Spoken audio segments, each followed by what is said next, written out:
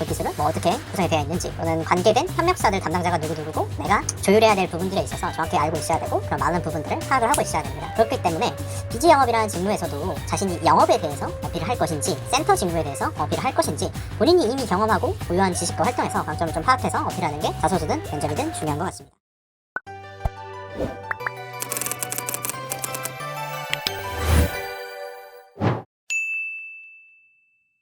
회사의 진짜 직무 소개를 드릴 텐데 비즈 영업이라는 직무는 정확히 두 가지 업무로 나뉩니다. 실제로 고객사에 방문을 하고 고객들을 케어하면서 서비스를 수주, 즉 청약을 해오는 영업대표, ITC라고 부르는데요. 이런 분들이 있고 그리고 이들을 지원하는 컨설팅 센터라는 지원 조직으로 나뉩니다.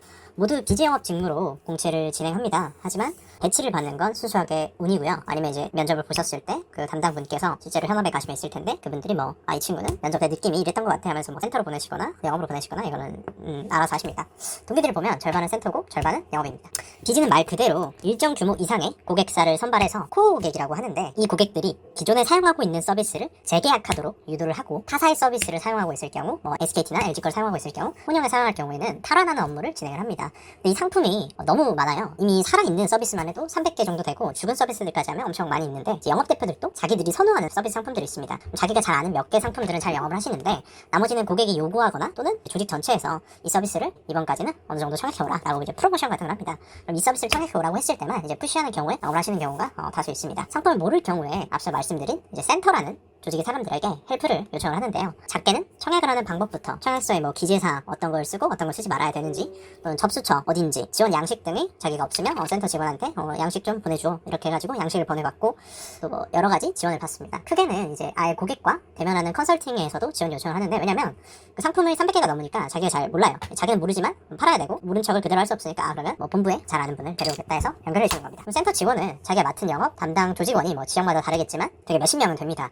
그런 모든 상품을 다 알고 지원할 수가 없잖아요. 이 몇십 명에 대해서 모든 상품을 다 알아야 되는데 센터는 그러면 서비스 분야 또는 몇 가지를 이제 정해집니다. 그 정해진 부분에 있어서 그 부분에 대해서 세세한 청약 방법부터 VOC를 어떻게 대처를 할지 컨설팅 방법은 어떻게 할지 서비스 제공에 필요한 기술이 어떠한 기술이 들어가고 그 기술은 뭐 어떻게 구성이 되어 있는지 또는 관계된 협력사들 담당자가 누구누구고 내가 조율해야 될 부분들에 있어서 정확히 알고 있어야 되고 그런 많은 부분들을 파악을 하고 있어야 됩니다. 그렇기 때문에 비즈 영업이라는 직무에서도 자신이 영업에 대해서 어필을 할 것인지 센터 직무에 대해서 어필을 할 것인지 본인이 이미 경험하고 보유한 지식과 활동에서 강점을 좀 파악해서 어필하는 게 자소서든 면접이든 중요한 것 같습니다.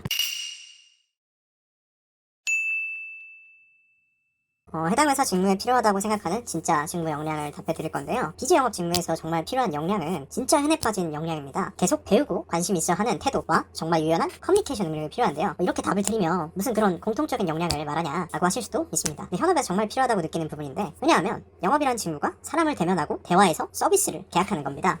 당연히 커뮤니케이션을 유연하게 해야 되고 저희가 서비스하는 즉 팔아야 하는 상품은 해마다 나옵니다. 그 해마다 나오기 때문에 계속 공부를 해야 되거든요. 모르면 팔 수가 없기 때문입니다. 고객이 질문을 해오실 건데 진짜 정말 생각도 못한 부분까지 물어보실 거예요. 어느 정도를 알고 있어야 그걸 응용해서 대답을 드릴 수 있기 때문에 계속 나오는 상품들을 공부할 수 있는 그 끈기 있는 태도 현업에서는 센터 조직들이 상품마다 어느 정도 정리를 해서 이제 영업 조직이라고 가정하고 물어봤을 때 포인트를 집어서 메일을 주거나 설명을 해줄 겁니다. 근데 그것을 끝까지 읽고 기억하고 공부할 태도가 필요하다는 겁니다. 반대로 센터는 그 상품들을 지원하기 위해서 더 많이 공부해야겠죠. 대신 공부할 범위는 적겠죠. 깊이는 더 있더라도 앞서 말씀드린 대로 공부할 상품이 정해져 있기 때문에 제가 말씀드린 이러한 부분들을 자소서 면접 때 좀 녹여내시면 좋겠습니다.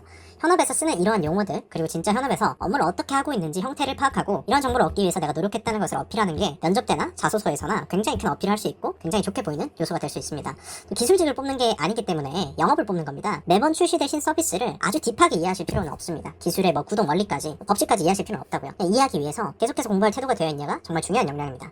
또한 커뮤니케이션은 이제 고객이 자기 상황에 맞춰서 누가 봐도 틀린 소리를 하실 수도 있는데 거기서 이제 고객분한테 틀리셨고 제가 맞다 라고 하면 서비스를 쓰실까요? 아니죠. 유연한 커뮤니케이션이라고 제가 말씀은 돌려서 했지만 눈치입니다. 이게 눈치가 틀렸더라도 고객님이 맞습니다. 그런데 이 부분에서 저희 상품이 좀 도움이 될 수 있을 것 같습니다 하면서 돌려서 다시 제안하는 그런 유연한 능력이 좀 필요합니다. 내부의 업무에 있어서도 그 부분은 굉장히 중요하겠죠. 저희가 취하고 싶은 목표가 있으면 이제 협력사나 상급 조직에 요청을 해야 되는데 그럴 때 그 사람한테 틀렸다고 할 수 없잖아요. 맞습니다 맞습니다 하면서 제가 취할 수 있는 걸 취해야 되기 때문에 유연한 커뮤니케이션 능력이 꼭 필요하다고 말씀을 드리겠습니다.